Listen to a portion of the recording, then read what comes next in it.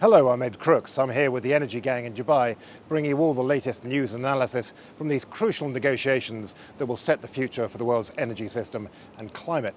One of the biggest developments we had yesterday was Sultan Al Jaber, who is the president of the COP28 talks and also chief executive of ADNOC, the Abu Dhabi National Oil Company, defending his position on climate science and what needs to happen in terms of changing the world's energy system. There's been a lot of debate and he's attracted a lot of criticism over his views on whether we need to phase out fossil fuels completely in order to hit the Paris Agreement's target of limiting global warming, if possible, to no more than 1.5 degrees Celsius.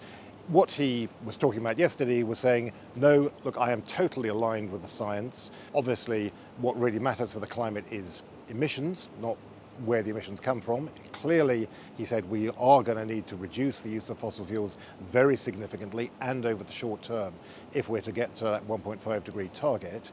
Questions about whether that actually means a complete phase out altogether of fossil fuels, he left a bit open, but he said, what I'm saying is in no way a conflict with the science. And he actually shared a platform with the head of the Intergovernmental Panel on Climate Change, which is the consensus body essentially working out what is the collective view of the world scientists on climate change. And he said really that he was aligned with what Sultan Al Jaber was saying. He said, yes, that is right in terms of needing a steep reduction in fossil fuel over the short term.